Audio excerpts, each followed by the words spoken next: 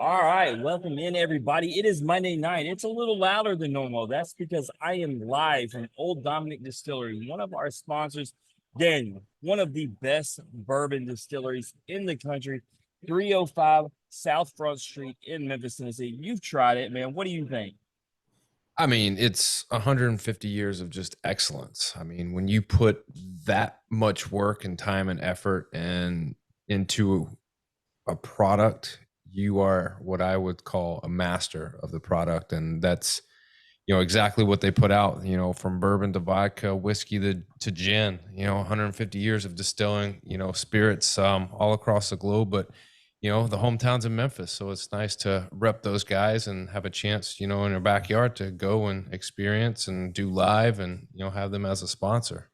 Yeah, and when you use the word excellence, who better to go live with than an LSU baseball player because they represent excellence. I mean, 7 national championships, and we got our man Ethan Frey on. Man, how are you doing tonight? I'm good. How are y'all?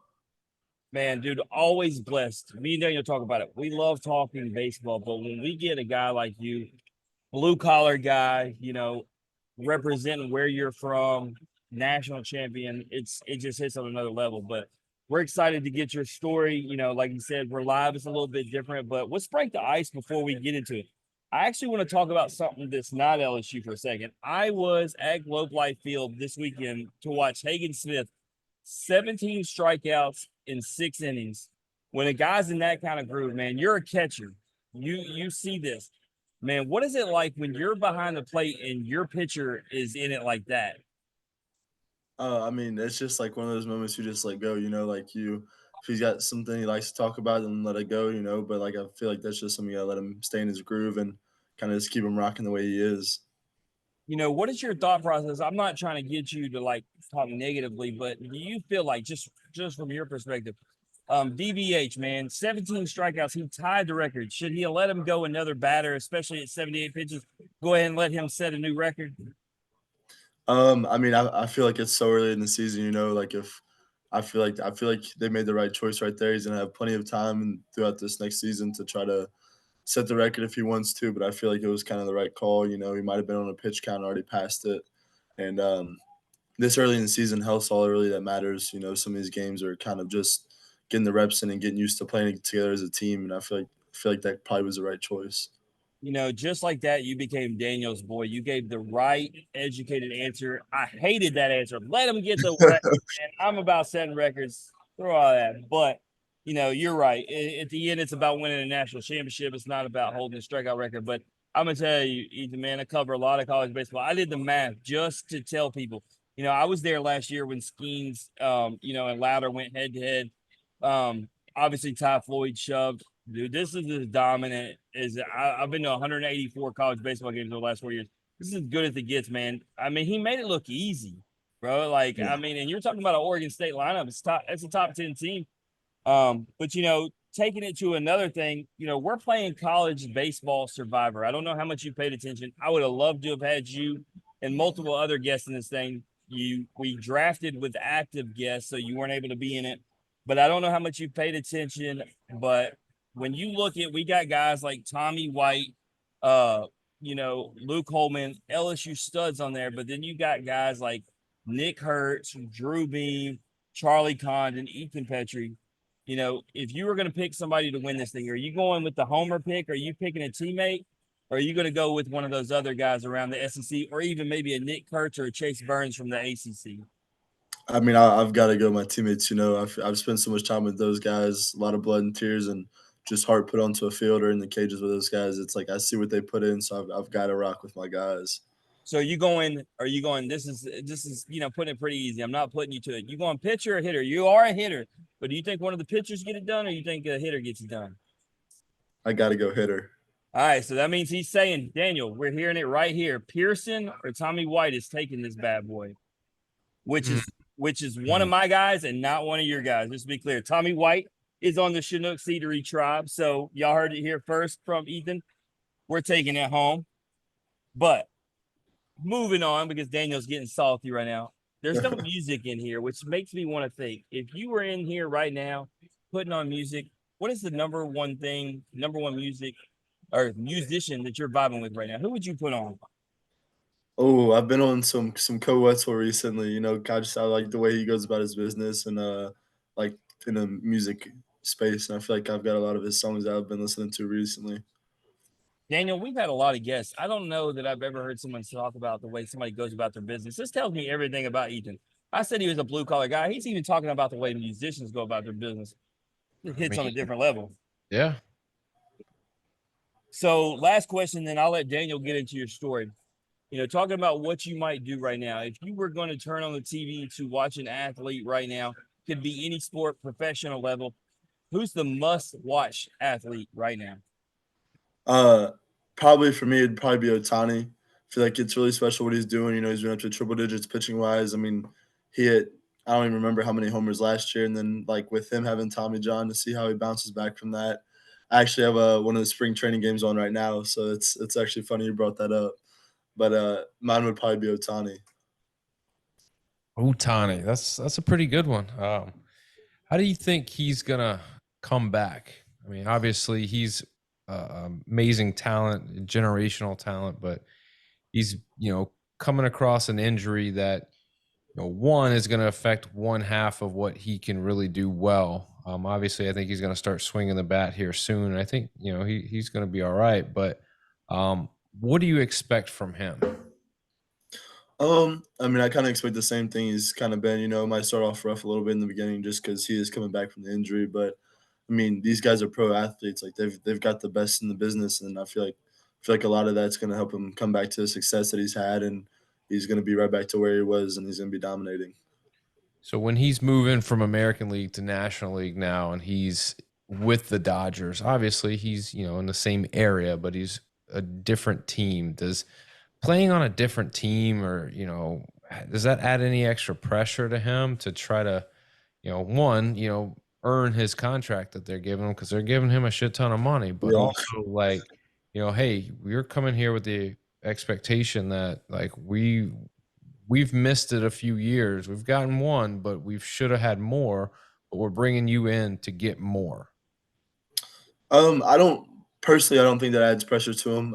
I've seen a video of someone talking about his routine and how it's the same every day. You know, like the same amount of steps to get into the box, same amount of balls hit off a tee every day. And I feel like just like that routine he has, I feel like that allows him to stay himself and instead of trying to speed up or trying to go something different to try to impress some of the guys on the team. So I mean, I feel like that's not going to add any pressure to him. But I mean, he's a great athlete, so I'm sure he's got a lot of belief in himself, and I think he's going to be fine. Yeah, it'll be interesting to see what happens. Obviously, I think it's I haven't met anybody who doesn't like him, so I think everyone's rooting for him, just to see what he really can do. But The kind of fun and energy he has, Daniel, like how can you not like him?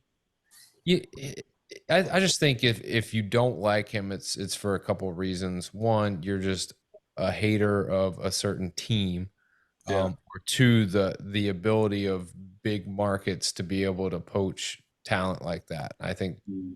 your hatred doesn't come for him directly and what he can do. It's just the circumstances that surround him.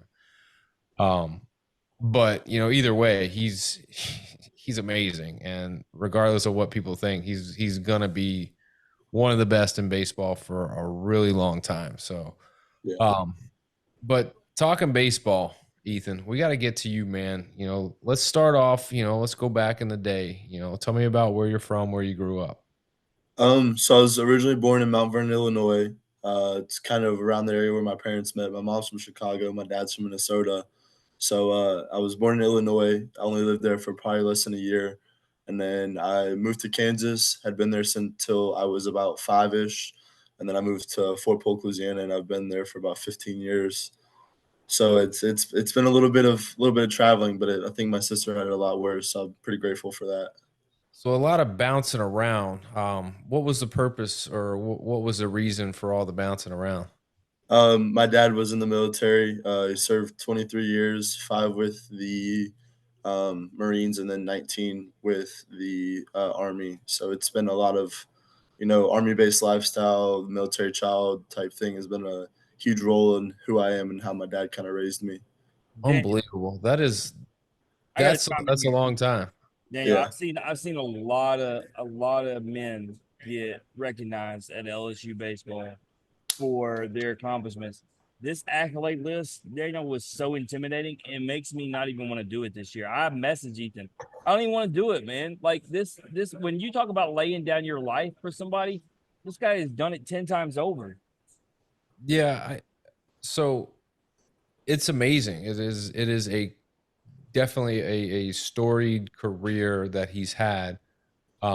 But the way that I look at it is if you decide to make that type of sacrifice, you're one, more of a man than I will ever be, but also two, it's not about, the accolades. And I think your dad probably may resonate with this as well, Ethan, is that you don't go into it doing it for all the different clout or awards or whatever it is that you Yeah. get.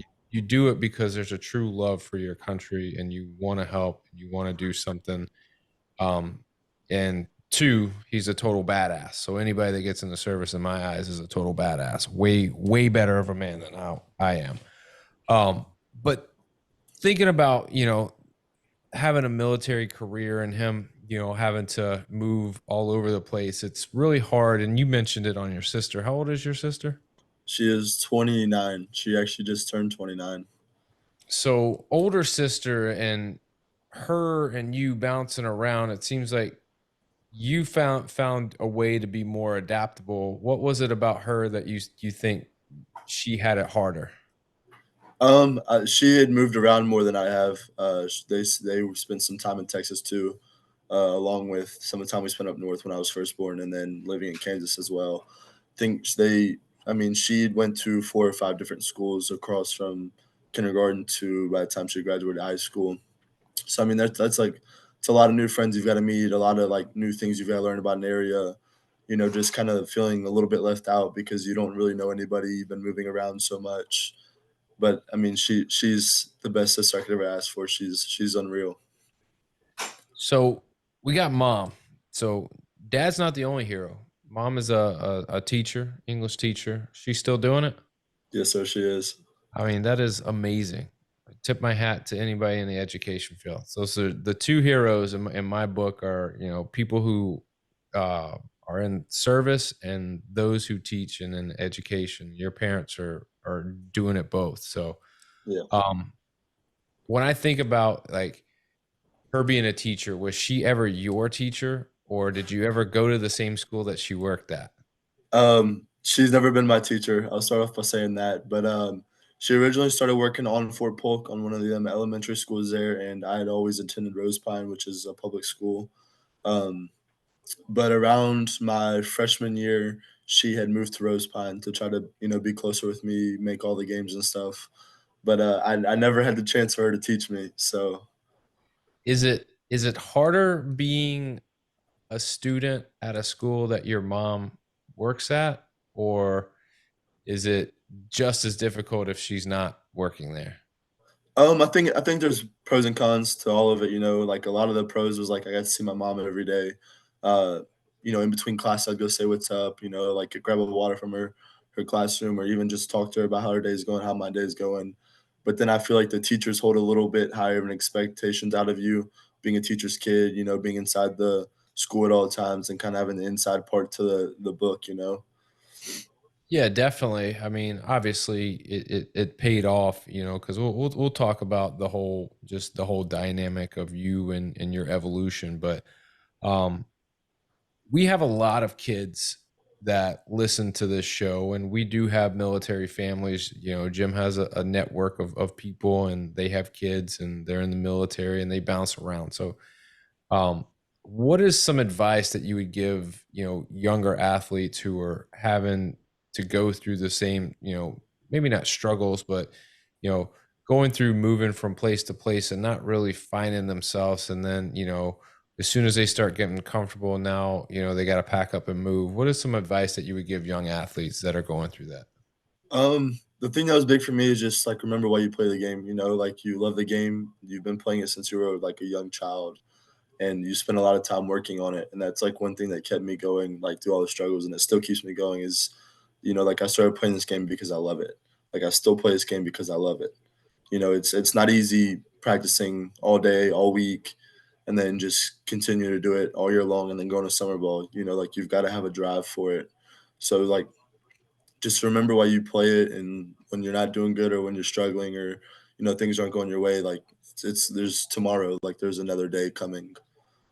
Absolutely. You almost have to have like in baseball, especially, you have to have a short memory. Like you can't like hold on to things because it is a game of failure. And as a hitter, like you might have a 0 for 4 day. You might have terrible at bats. Then the next day you might have a 5 for 5 day where you don't hit the ball well. It just finds holes. And then the next day you might go 0 for 4 again, but you hit the ball on the screws every time, but it's just to somebody. So it's a game where you gotta forget quickly. Um, but getting into baseball, do you think baseball was something that was an outlet for you that allowed you to kind of not focus so much on the transition from new place to new place, but just something that you knew, well, no matter where I go, there's gonna be baseball. Yeah, I wouldn't even really just say baseball, to be honest. I'd say sports in general. Like growing up, I played. I hate saying this, but I played a little, like a year or two of soccer when I first moved to Louisiana. But Whoa, baseball whoa, and whoa, whoa, whoa, football, whoa! You hate to say you play. Now, hold on, backtrack. First of all, I played soccer. My daughter played soccer. I coach soccer. What are you trying to say here? it's just not my thing. Like that's just not Okay, it something may I. not be your thing, but don't make it sound like it's a terrible thing. Daniel it's it, already doesn't like soccer. Don't give him ammunition. it's not my pride and joy. What if I told you my daughter's fixing to play soccer at LSU? I even told you got to be the head of security for her, and this is how you gonna Oh, act it's a lot of next pressure. year. You have an exclusive NIL deal that's going to be labeled security. You're guarding my daughter next year. Remember So, that. sounds like my boy Ethan ain't going to many soccer games, Jim. I don't care if he's at soccer. He needs to be on fraternity row with whatever it is he needs to protect her. Okay. Yeah, I'm not gonna lie. I've not been in a fraternity row once, and I don't Well, plan on you going. are now because it's in your NIL contract. No, yeah, I think Coach Johnson will have a little bit more pull when it comes to what Yeah. he's gonna do and not do on campus. That's But fine. Speaking of Johnson, Cameron Johnson said he'd do it. So if Ethan doesn't want that money, okay, next person up. because Ethan's out there trying to win national championships, Well, Cameron ain't not trying to win national championships, okay? sounds like he might be out there listening to you. Got the man on fraternity row every night. Yeah. Just trying to make sure my daughter stays out of trouble, okay? I Ethan, think you need to have a conversation with your daughter. well, no, she's never even been. That's what scares me the most. So she's going to LSU, Ethan. She's gonna be mad that I'm talking about her again, but I do it on like 4 out of every 5 episodes. She's not a partier. I'm scared that she's gonna go to an LSU party and never turn back. To be fair, I was not a partier, and I'm still not. So I think you should probably be fine. There you go. See, that's wisdom for you. You can pillow your head better tonight, Jim, knowing that. So just remember that. All right, so you played all kinds of sports, but obviously we got to talk baseball in specific. But when did you start playing baseball? Was it a young age? Were you a late bloomer? When did you pick up the ball and the mitt and the bat? As pretty much as soon as I moved to Louisiana, I started playing. I was 5. Was there any like pressure to play anything from No, it parents? was It was just like, yeah, no. just do whatever, man. Just Yeah, be a good it kid was and more of a it whatever. was more of a thing. Just have fun with it. When I was younger and I still lived in Kansas, our kitchen was shaped like a U, and me and my dad used to play hockey in it. So sports have been in my blood since I was probably walking out the womb. So it's with my parents, it's more of a just like have fun type of deal than pressure or anything. Gotcha. So, I mean, growing up, moving, from place to place, you get into baseball, you get into sports, but in the back of, my head is like, all right, who is the influence that's pushing you to do these things? Obviously, you got to have some type of influence, and it may be mom, it may be dad, but who was your biggest influence growing up? Easily my dad. I mean, I still give him thanks for this all day, every day.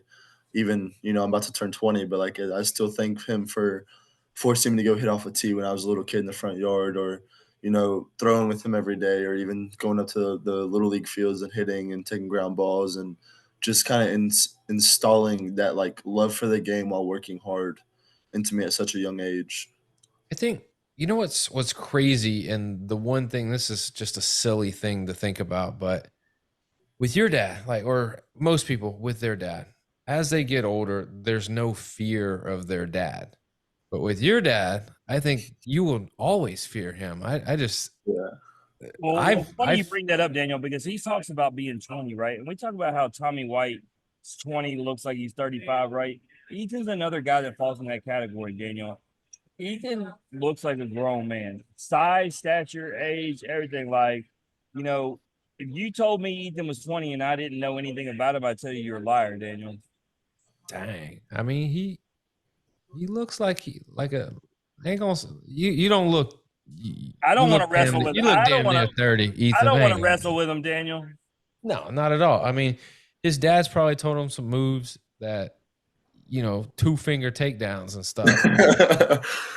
Me and him used to wrestle all the time when I was a little kid in the living room. So See, I have plenty of scars to prove it as well. and Ethan knows a thing or two, because he was like, "Give me your best shot, Dad," and his dad probably didn't hold back ever, and so he's got those strategies in the back of his mind. So, two dudes I'm not messing with. That's Ethan or his dad. Obviously, moving around. You talk about high school. What high school did you go to? Rose Pine High School. Rose Pine. That's when Mom came over, and she wanted to make sure you were on the straight and narrow and doing the studies, got the books out, doing what you're supposed to do. While you're in high school, man, you're ranked the number 1 catcher and the number 2 overall player in the state of Louisiana by perfect game. You were ranked the number 12th catcher in the nation by perfect game. You hit 487 as a senior, 13 homers, 39 hits, 37 walks, and only 12 strikeouts. You posted a 487 on base percentage and a 118 slugging percentage. Now, you did all that on the baseball field, but you also played quarterback on the high school football team. We clearly know what you're better at, but what of the two did you enjoy most, playing baseball or those Friday nights under the lights? Man, this is a tough question, but Friday nights for sure. I'm the type of guy, those are my brothers. You spend all summer in the heat, all week before the games, and it's like Friday night lights kick on, the lights kick on, the entire town's out there, and the minute that whistle blows, it's straight pure contact, and that's, I catch myself missing a lot, but football was probably something I enjoyed a little more rather than just trying to be better at it. Yeah, one of our previous episodes, I can't remember who we were talking to, but the way that I described it is the emotion that you feel on a Friday night playing football is just, it's, you could take any big moment on the baseball field, and not that it's like different in what it means, but the feeling is different. Like, a Friday night just feels different than a big start or a big at bat or a big game or whatever it is in baseball. Both are up there together and equal as far as importance, but they just feel different. So yeah, it's crazy. But one thing that I've noticed, and I don't know if you notice this, but guys who play multi sports, especially guys that are football players, and you talked about, the brotherhood and the going through the heat and the summer workouts and just, the grind of being a football guy. What I've noticed is that baseball players who have experienced that once they play college baseball, the guys on your team that have never played football, it's abundantly clear. And I'm sure you probably noticed, like, there's a little weakness to their game, and not that it's a flaw or anything, but they just don't have that extra, like, it's just Daniel, hard to I'll be explain. clear. All the guys who played both, when I started thinking of the list right off the top of my head, they've all been ballers. Most of them have went pro that have came on this show. They have a mentality about them that's different. They got that hard-nosed mentality. I think of the first guy who really talked about it, with Landon Sims, but those guys have a different mentality when they hit the baseball field because they have a football mentality. Yeah, and I think more so too is when what are you doing when nobody's watching? Mm-hmm. And Yeah. even when somebody's watching and let's say everyone's lined up and you guys are running or working out, like what level of intensity are you putting into that? And you'll see a difference. Um, but obviously there was no difference with you. You're going at it as hard as you can. You become an elite talent. So the next progression for you obviously is you're well touted, you're a highly acclaimed player, you're a very elite player in the high school level. So the next progression obviously is college. So at what point do you started getting contacted by schools to come play with them? So it was freshman summer down over there in Georgia at the PBR Fields now or whatever they really are. I remember there was one game, like I probably went 1 for 3. I think I threw a kid out and hit like a foul home run or something. And the owner of my organization, Team Louisiana, he actually contacted me and said, "Hey, like, there's a couple of colleges that want to talk to you. Like maybe get you out to a camp." So I was like, like no big deal. Like it's middle of summer. I'm a freshman. I've still got plenty of time. And then at the time, Coach Maneri was the coach, and he said, "Hey, Maneri wants you to come out to a camp." So I was like, "Perfect. I'll be there next week." Been an in-state kid. I was like, "This is huge. Like I've been driving to go here."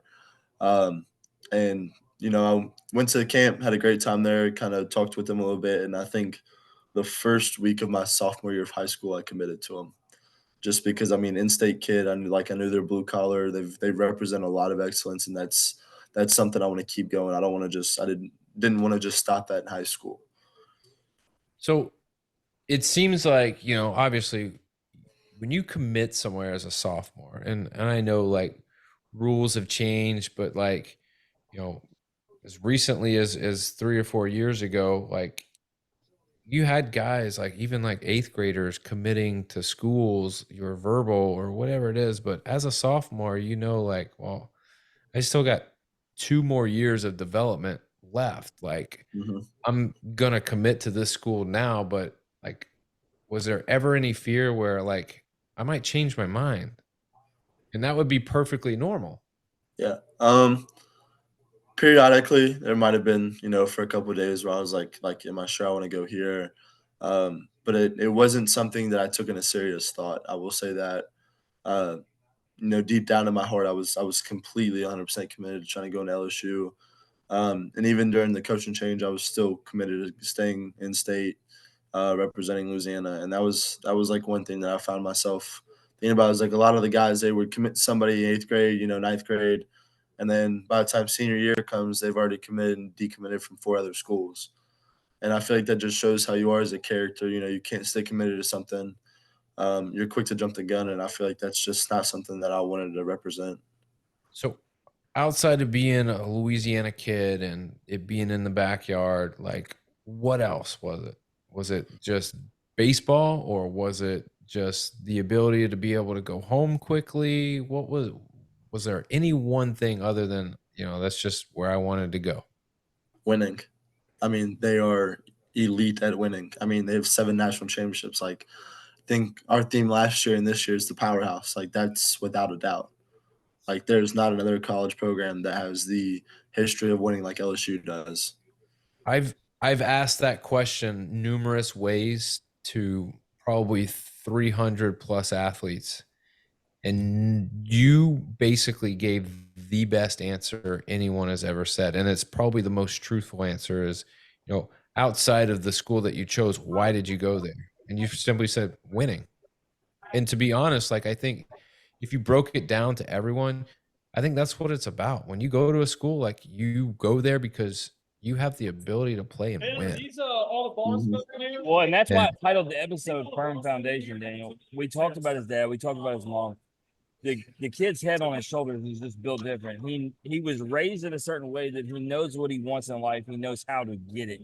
And he goes to LSU simply to win. And freshman year, we're fixing to get into it. But he got exactly what he went there for. So let's get into it, Ethan, man. You know, you go to LSU. Hey, we got the manager. We got the manager want to shout out. This is definitely a first. But anyways, you know, when you get there, let me ask you a question. Are you more nervous or more scared? I wouldn't say I was scared at all. I would say I was more nervous. You know, I graduated the class of '72 at Rose Pine, and then all of a sudden it's like I'm in the biggest stadium in college baseball with the most fans, with the most electric fans, with some of the best guys in college baseball. Um, you know, like I'd never experienced some of that before.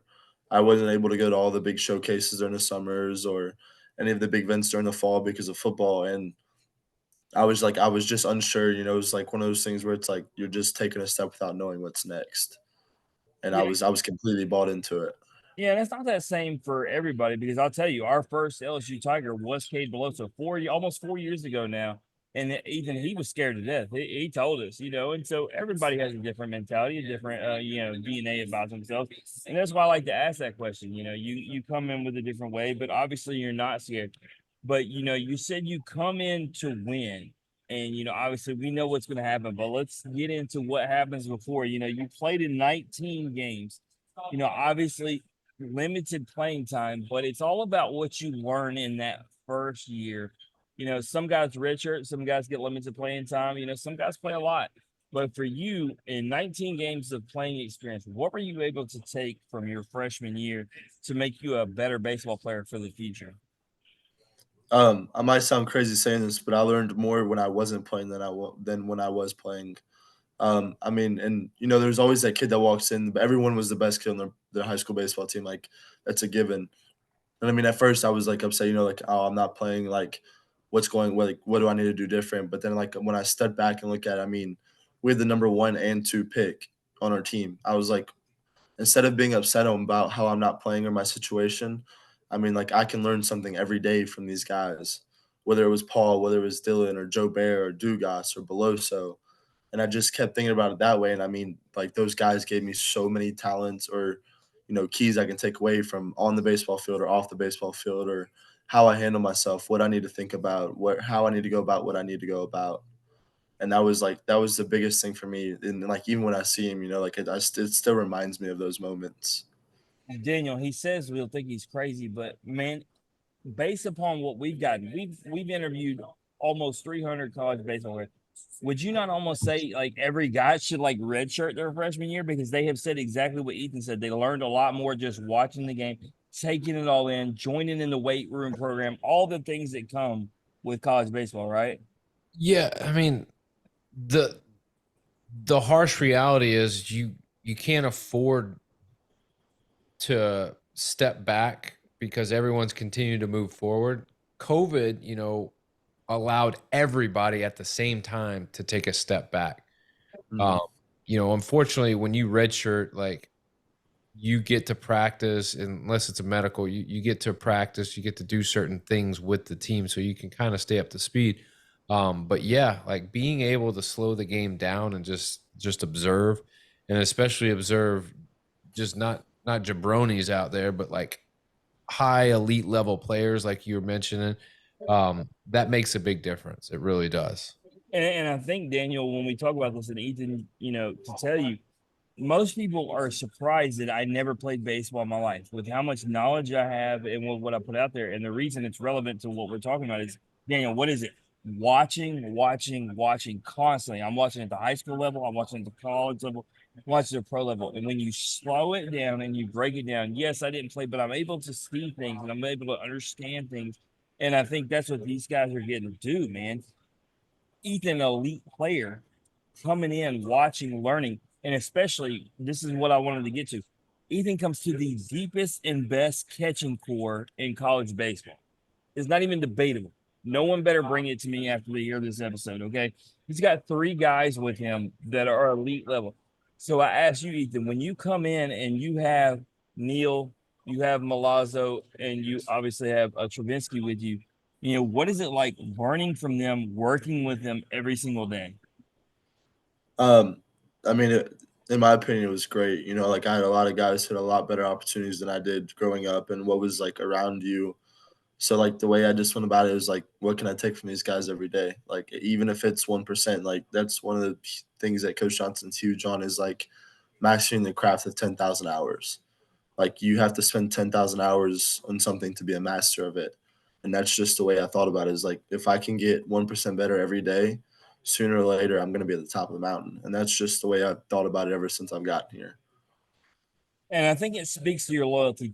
Talk about it, Daniel. Like most guys, all right, there's 3 other catchers in the program. I'm going to another school, right? Ethan says, I'm either going to try to find my way in wherever I can with the catcher, or he even got to play some in the outfield, or I'm going to DH, right? Like it speaks volumes to what he wants to do. He says, basically, I'll help LSU any way I can. It doesn't even have to be the catcher position, right? Yeah. But also like the coaching, the development, the draftability, like all of those things playing with a program like LSU. And oh yeah, don't forget you get the opportunity every year to compete for a national championship. Like all of that matters. 100%. So you guys end up hosting the regionals and the super regionals. It hits different than your regular season environment. Talk about it. You may have went there as a fan growing up, watching on TV. What was it like being there as a player, being in that environment at Alex Box? I mean, it was unreal. You know, like you're walking down the tunnel, go to the dugout to get on the field, and you hear every fan. You hear them stomping on the ground. You feel like you're shaking, and that was massive for me. It was like this is like something I want to play in front of every day, because I mean sooner or later it's gonna be 40,000. So if I can play in front of 16,000 now, like that's just gonna do nothing but prepare me. You heard it. He said, Daniel, he was talking about the capacity. Alex Box, you know it already. We need more seats. We need grills in left field like Mississippi State. There's no reason why we should be being outdone by the state of Mississippi because they're doing it in Oxford even. It's not as great as Mississippi State, but nonetheless, we need more seats. We need grills. We need the works. We are 7-time champions. It's on y'all. But that's not what the show's about. I just had to throw that out there. But with that being said, you've done it 7 times with no grills. But bro, I'm just trying to tell you, I Be hang all out. right. I hang out with Hot Rod more than anybody, and man, grilling in the parking lot's getting old, man. I want to do it in the stadium like they do in the left field lounge. Is all I'm saying. That ain't the only thing y'all be doing in the parking lot. So relax. Like, Oh, and I actually just told Ethan's mom. Normally, I've never drank on an episode, but here I am because so it just matches. It fits the LSU tailgate atmosphere. But not getting on a tangent. Winning a national championship. You talked about it, Ethan. That's why you went to LSU. You go to Omaha, which is every kid's dream, and you win a national championship. Did you actually expect going into your freshman season that this would really happen? Honestly, no. But I mean, after the fall and the spring, like just stepping back, it was like we have the talent to do it. And I mean, with Coach Johnson, I mean, he's the best coach in college baseball. You can't convince me otherwise. I mean, he's the best developing coach probably ever, and that's something that was huge for us last year, this year, and every team Jay Johnson's going to coach. And I mean, around when SEC opened, it was like okay, like we've got a chance. And then we ran into the rough part right around SEC tournament, and then we had a serious team meeting, and it was just from then on we were like we're in, like go it, like we're gonna win it. There's no other option. it's he first knew that they were going to win a national championship the first time he was in the bullpen and Paul Skeens toes the rubber, and then Ty Floyd toes the rubber, and then Nate Ackenhausen toes the rubber, and he's like, "Oh, okay, this is what we're throwing out there It's every day." crazy you throw that list out there, Daniel. We talk about the guests we've on this show, but when you just talk about LSU royalty, it's crazy, man. And they've been multi-time guests.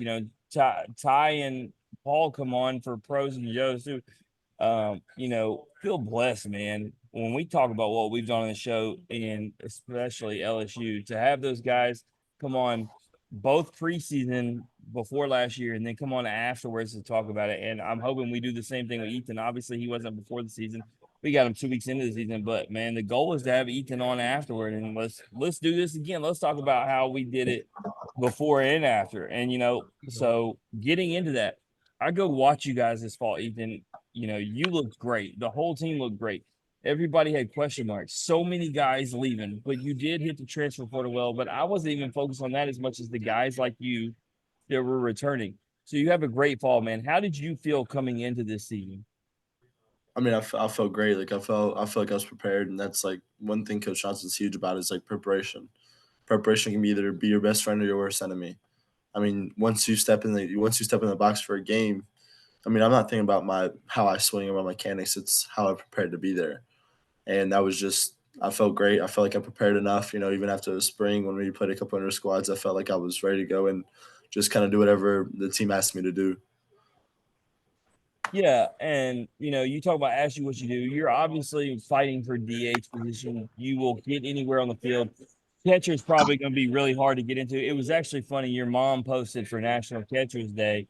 She posted a picture of you, and we talked about it in this episode, but in real time when she posted it, you sometimes forget that Ethan Fry's a catcher, right? Because there's so many catchers at LSU, you don't see you there. But ultimately, I think next season it might be a thing that's going to be a regular thing for you. But right now, you've been getting your spots in wherever you can and thriving when you've gotten those opportunities. So, as far as how you've done so far this season, man, how have you felt? Coming off the fall, then actually doing it in game. Had some success. How are you feeling about that? I mean, it feels great. We spend a lot of time in the fall working, even before and after practice. And I mean, the fall is a test of like what your character is and who you really are. Because I mean, it's the fall is no joke, and that's like one thing that I really enjoy is like that it's not easy.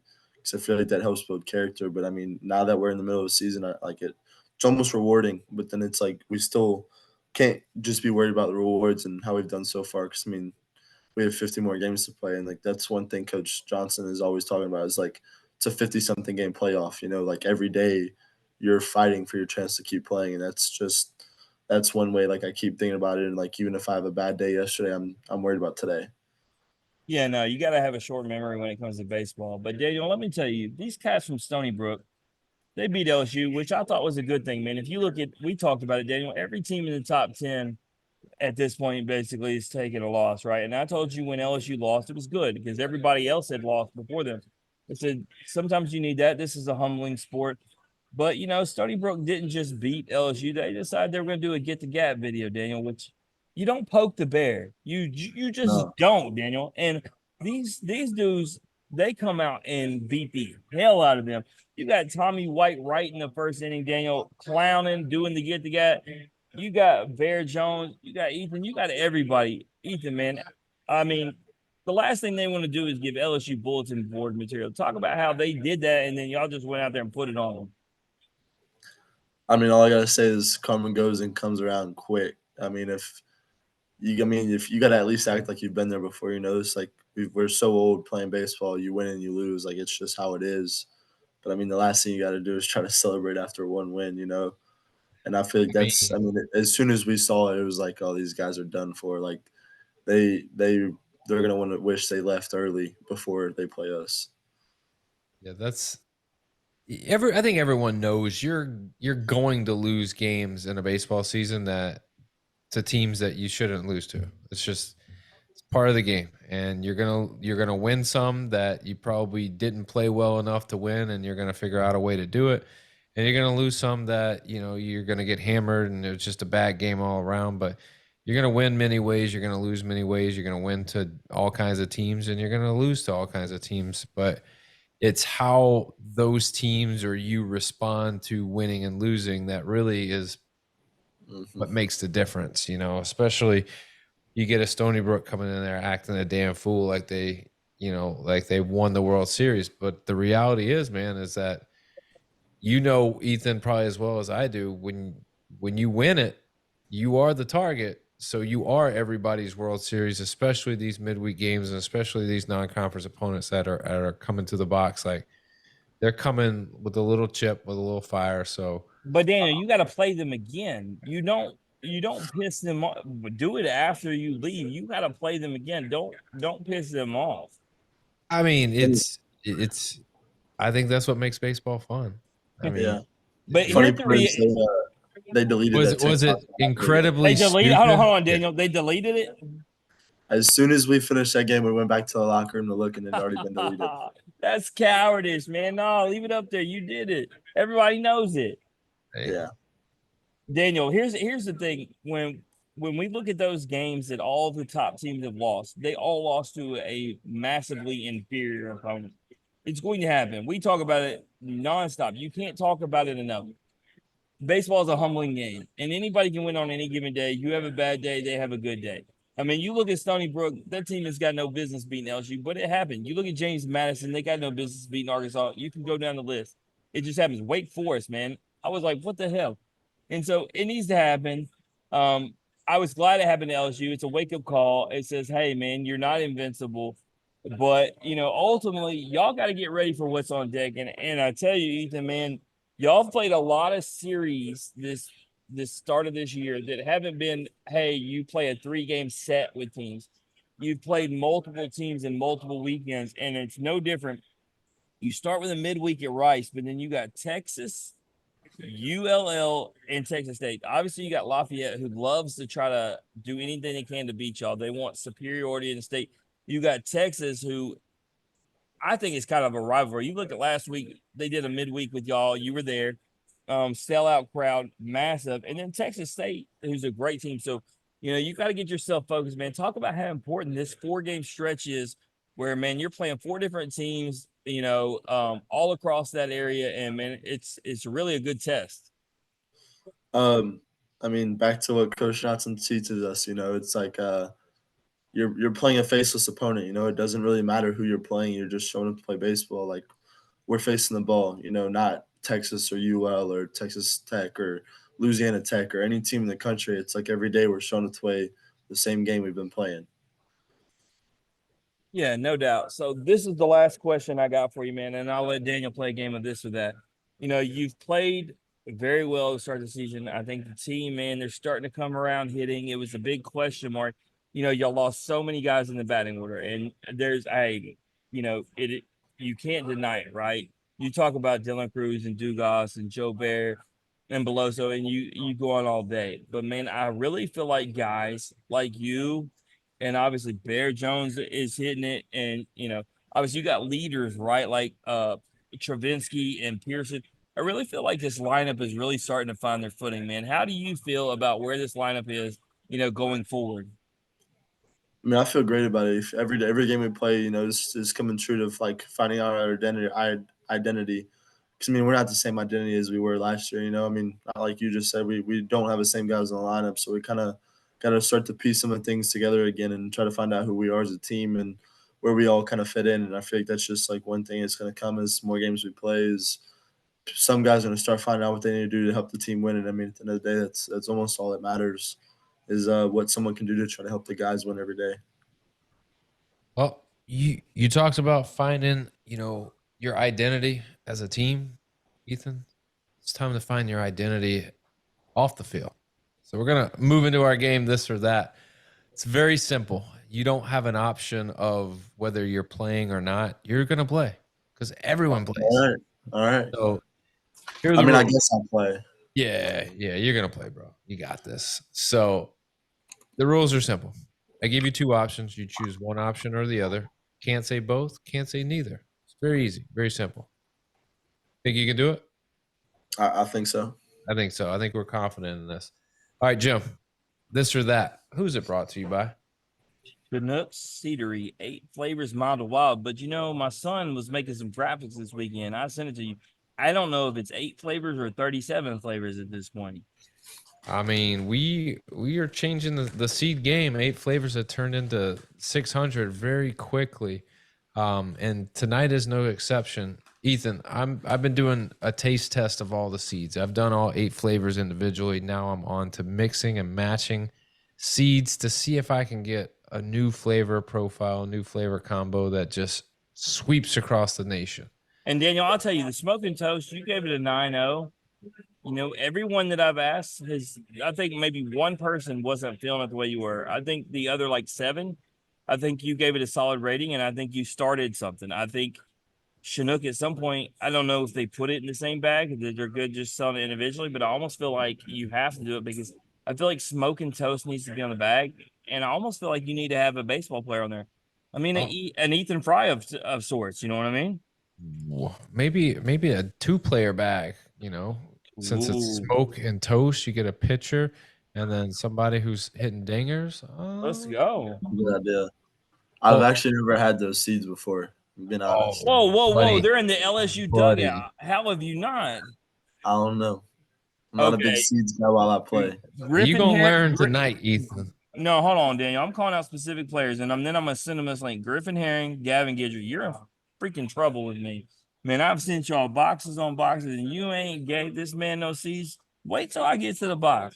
All right. Wow.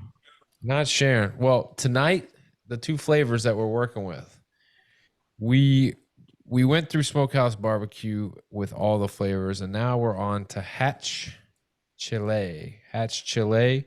And I learned something today, Daniel. what's up? Bucky's carries every flavor, but has Chile. Bomb went to a Bucky's, sent me a picture, said, "What's up with that?" Anyway, I don't know what Bucky's is doing, but they're slacking on the Hatch. So tonight we got Hatch Chile and we got Parmesan and pepper. So a little spicy combo, a little what I like. I mean, I like a little kick to mine. So we go 3 seeds of each. And Jim, you can talk a little bit about where you're at, what we got going on while I give this the initial taste. I'm muted, man. Sorry. Loud noise I turned down. Yeah, Chinook Cedar with what we got going on, man. The ambassadors, Daniel, that we're setting up. I obviously mentioned Griffin and Gavin, but giving college athletes the opportunity through NIL, man, to get the best seeds, to fans to get the best seeds, 8 players amount of wild like we talked about, but also put money in the players' pockets. It's the best thing you can do. I tell you, my son was passing them out around Globe Life Field. They were a hit, Daniel, man. He said they're free. People were still trying to pay him. That's how good they were. He's like, no, I don't take money. They're free. So I'm not even gonna lie to anybody on this podcast. My son was stuffing some 5s in the pockets. You know what I mean? Can't blame him, man, huh? No, you gotta hustle. Right. Initial reactions. The flavor is pungent. It hits you. As soon as you throw it in, you get a nice hit. It doesn't take a little bit. You don't have to let it settle in. Boom. And I like that with my seeds. As soon as it hits the mouth, I want to feel it. And you initially get the Parmesan, big time. I love that. Big fan of the Parmesan. And then you start getting the little tinge of pepper and a little Hatch Chile. I like it. This is a sneaky good combo right here. I'm gonna give it an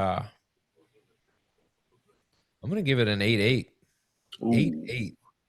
This is the second best rated seed combo that we've had all season. 8-8. Big fan. So the great thing about these combos is that you, Ethan, get to choose what we call it. So I've come up with 3 candidates that I think might be good for this combo. And remember, like when I come up with these combos, I'm looking at the name, I'm looking at what I think it might taste like, and then I'm throwing them out there. But if you think of something different on the spot, let me know. We'll put it into consideration. But so I'm a big, Italian mob movie guy, Sopranos kind of guy. So when I think about Parmesan pepper and then some Hatch Chile, I think, like a big sweaty Italian mobster. That's what comes to mind. So the first name I got is the sausage and peppers, because you get a little Italian sausage, got a little spice to it. They're gonna throw a little parm, a little garlic in there. All right, mix it all up. That's kind of what I was thinking with this. The next one is just a Italian staple word, the gabagool. That's so. Then the last one is just a classic, the Soprano.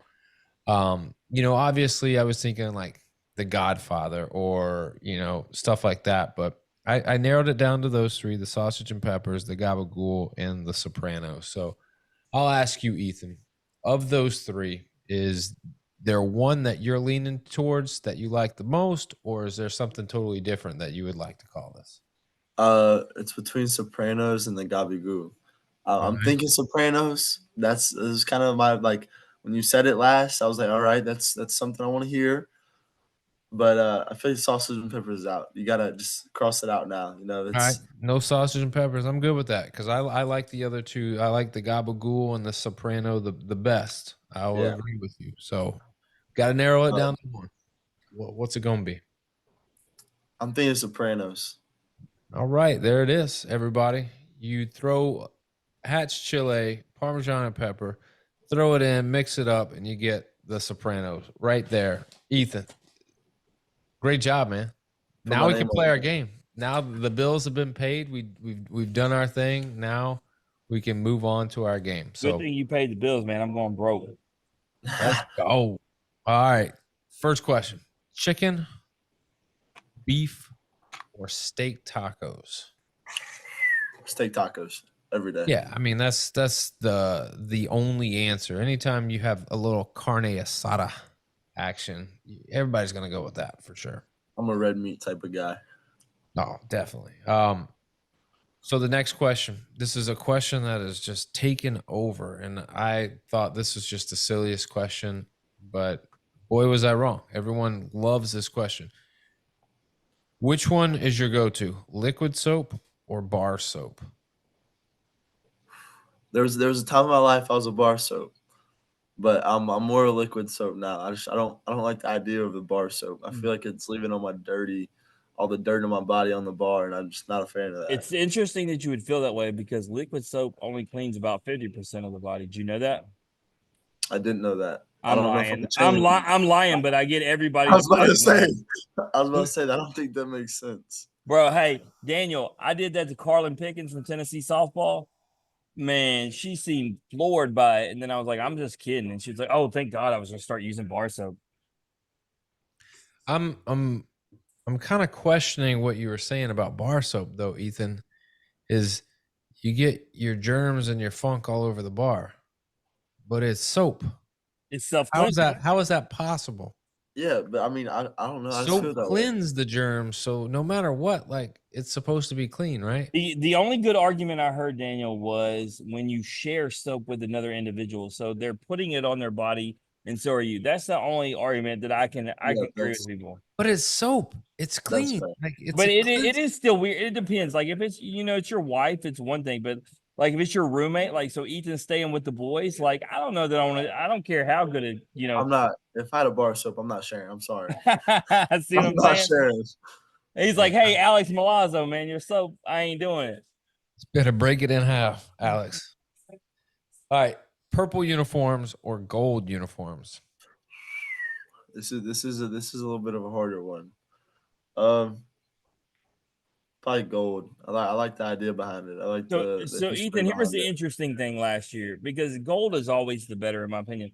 But purple meant Paul Skeens, right? And that was the interesting thing, right? Like it was last year, was it like purple is what, because it was Paul, that meant like that was the uniform you wanted to be in?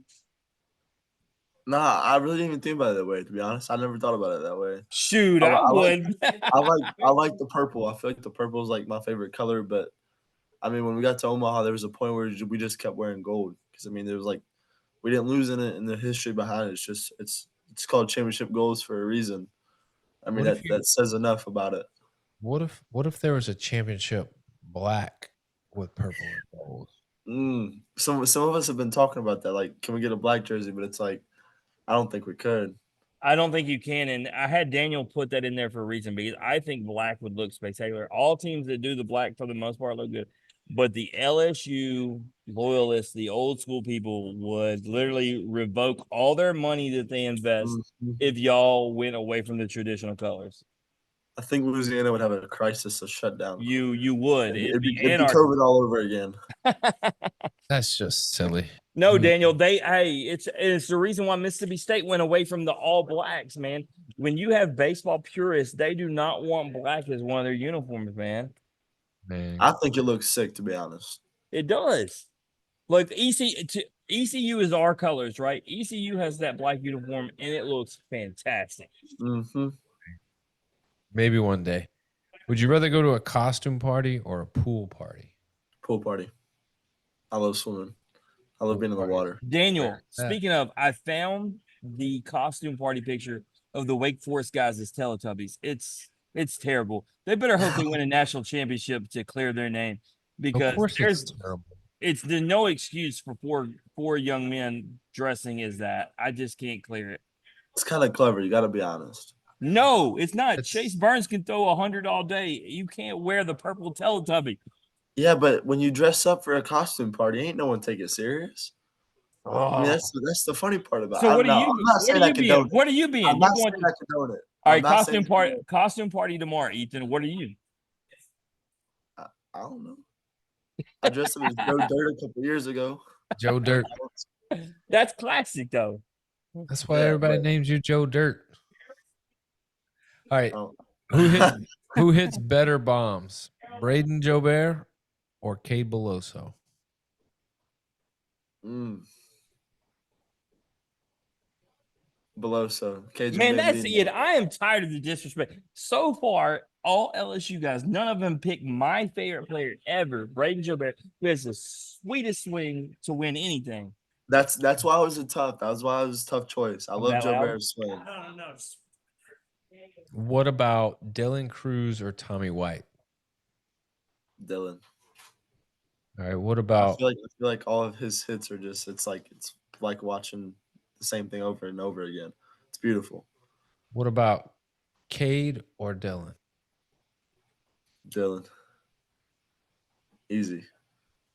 I mean, There's a little bit of a second thought with the lefty swing, but I got to tell you, boys, something funny. So when you have headphones on, this place was so loud. And then they did some sort of a speech thing. And all of a sudden I got told over that I needed to be quiet. And I'm like, I took my headphones off and it's like, what happened? This place went from like madness to like quiet. And so during a speech, like I'm losing it over Joe Bombs. dang. See, you're going to get kicked out of there. No, because Joe Bombs should be the best. He's got the King Griffey swing. I'm saying. Well, it seems like he's not pandering to his Do you know because of Facebook memories? constituents. Facebook memories a year ago today, he hit 2 bombs in a game today. Just want to put that out there. That's good. that was in Round Rock, huh? Mm-hmm. I remember that game. Daniel, all right, you know what? I take it back. He just brought me a shot and apologizes for getting on to me. Shout out to Old Dominick.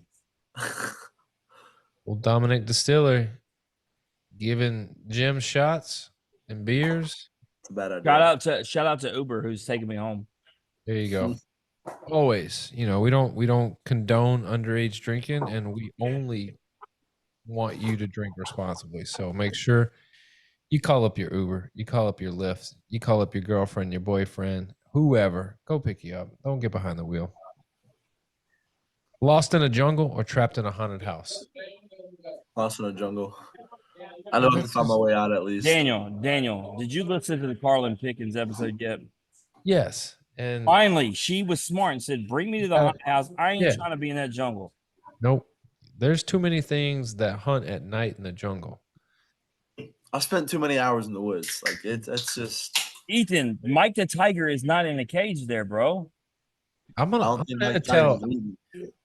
See, you have the same mindset that a lot of guys do. They think just because they hunt in the woods that they can survive in the jungle. It ain't the same. That anaconda, bro, that tiger, I ain't want none of it. The gorilla, whatever. Oh, I'm good. Look, hey, let me tell you Survivor guys mindset. something. Let me tell you guys something. I went and cover in Arlington this weekend. I went to the Wax Museum and the Ripley's, believe it or not, with my son. I went into the horror park. I will say this. This is like a plug that they didn't pay us for. Daniel, any haunted house I've been to does not match Ripley's, believe it or not, haunted section. I went through it. My son ran out of it 10 seconds in. I'm a terrible parent for even giving him 10 seconds of it. But I went into it, man. It sent shivers up my spine, and I jumped about 5 times. It was the most legit. And maybe because it's stationary, Daniel, right? Because, most haunted houses move in, move out. You can only do so much. This is put in place. But, bro, the Conjuring section and the music box and everything, bro, it was legit. I felt the goosebumps. We used to have haunted trails back in Rose Pine. It'd be like you're lost in the woods and you're in a haunted house. It was fire. I knew Ethan was a werewolf, dude. I knew it. On Oh, trails. easy now. What would you rather have? Private yacht or a private jet? Private yacht. Oh wait, hold up. No. Hold up. I'm going private jet. Time Hey, is money. Time for is real. money. And you can go No. anywhere. Yeah, Anywhere. anywhere. Time is The money. water is where to be. What are you doing? You had the right. Time is money. Time is money. We got to get places. We got to do stuff. We got to see folks, do things. We're busy. We need I don't have to go sit in seat 34B on a public plane if I have a jet. That's right. He can lay down in seat A1. Well, see, Uh-huh. I don't fly to anywhere. I drive to everywhere, so it don't even matter. When I go to Baton Rouge, I ain't flying. I'm driving. Time make money for you then. That's right. Time is All right. money. Do you know how much I get done while I'm driving to Baton Rouge? You know what, Ethan? I got a deal for you. That's the most No, time out. safe Friday, thing you've ever time seen. out. Friday, I'm driving to Baton Rouge to cover top 5 battle between LSU and Alabama gymnastics.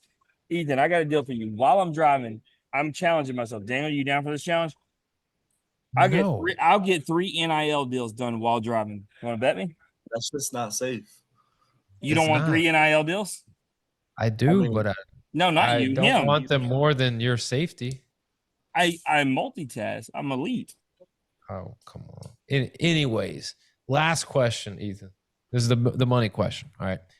Would you rather be the number 1 overall pick in the draft, or would you rather win a national championship? So I'll give you the scenario. I walk in and you're seated, and I sit down at the desk, and I slide in front of you a briefcase full of crisp, minty $100 bills to the sum of $10 million. And I say, Ethan, you can have this, or under this curtain, boom, is a national championship. Nice ring, the whole plaque, it all. Which one are you taking? I mean, what kind of question is that? It's honestly, it's a good question, because most people say national championship, but if you've already have a national championship, I'm curious to know what the answer would be. I'm going national championship again. Some guys only have 1, but they don't have 2 or 3. That's Hey, I'm on 3 championships in a row right now. I won back-to-back in high school, my senior year. Won one last year. I'm trying to go for a 4th. Wow. I mean, 4 in a row would be fire. That would be fire. That'd be legit. It's really hard, but you know what's crazy is how hard it is to win it all in baseball. You guys did it. It's extremely difficult. But if I had to guess anybody that could do it back to back and win it again, you guys, hands down. You got it. You've been there. You know the drill. You're at a school where the expectations are high, and everyone's mindset is on the same thing, and that makes a difference. So, Daniel, the thing is, man, Paul came on here and said he'd keep the national championship and all the memories that came with it. He'd give the number 1 pick in the $10 million back. Being that we're talking to Ethan, he knows Paul. I can't argue that anymore. I used to always say money, man. I can't do it anymore. But it was refreshing, Daniel. The Caroline came on here. Dude, they are a top 5 team in softball. They are looking at winning that championship. And she said, I hope my teammates don't get mad at me, but give me the 10 million. hey, I'd take the money. That's just me. Ethan, anything you want to plug or promote before you get out of here, man? It's been a blast. I'm good. Daniel, I got something to plug or promote. My son just sent me the latest sunflower seeds. I love the titles. It's Jason Savacool from Maryland, right, Daniel? Yep. Cool Ranch. It's pretty decent. Pretty decent. It's 11, man. 12, whatever. It's funny. Would you try them, Ethan? I would try them. There you go. There you go. All right. Here's what I need from Ethan, man. They're coming to Mississippi State here soon. My son is a diehard Mississippi State fan, Ethan. I've actually let him off the hook. He lost the bet with me. He was supposed to wear gold. I'm going to let him off the hook. I'm going to let him wear maroon because I feel like they're just going to lose anyway. So it's the least I can do. But I need you while I'm in the left field lounge. I want to catch the ball too, man. Hit me a tank that it just right to my hands. I'll try. Can't There we promise go. anything. There you go. All right. If you want to know more about Ethan, you want to see what he's doing on a Monday, maybe he's recording a podcast, maybe it's Carne Asado Taco Tuesday. You never know. Going over to Instagram at EFREY_33. Or if you want to see what the LSU baseball squad is up to, you want to see hype videos, you want to see pitching rotations, you want to see highlights, box scores, you name it, at LSU baseball. Ethan, man, it's been a blast. We wish you a happy, healthy, successful season. And who knows, it might be another magical one where you personally can have a 4th championship in a row. And as an LSU baseball player, you can win back-to-back, man. It'd be sick. That would be you. sick. Yeah, absolutely. And when that happens, we're gonna bring you back on, and we're gonna break it all down, man. All right, sounds good. I'm calling him and our boy Griffin back. Do it. All right. If you like hearing Ethan's story, or you just like hearing us average Joes talk X's and O's, please like and share the podcast on Facebook. Retweet us on Twitter. Listen and subscribe on Apple Podcasts, Spotify, and Anchor. As always, comments, ratings, feedback, thumbs up, hearts, hugs, loves. We'll take it all. We got a busy week tomorrow. BYU baseball with Gavin Taylor. On Wednesday, we are going live. Jim, you want to talk a little bit about it? Yeah, so absolutely. Quintavious Burdett, our guest, Ole Miss track, Ole Miss football. He come on here. He's actually now my realtor, but man, we love Survivor. We have college baseball Survivor, but who would have thought a guy that we had on this podcast is on season 46 of Survivor? And so he's having a watch party in South Haven, where I live, at 10th Inning Bar and Grill. So they're allowing me to go live. So Daniel, we can not only talk about Quintavious and the show, but we can talk about college baseball Survivor and the 24 guests we have left. So what an awesome opportunity to plug Q, to plug what we got going on with our college baseball Survivor and 10th Inning Bar and Grill. That's right. And then we got Jordan Bauer's interview, Oklahoma gymnast. And then finally rounding out the week on Thursday, we're talking Kentucky baseball with Grant Smith. This has been the In Off the Bench podcast. As always, remember, strong body, sharp minds, grit and grind all the time. We are out.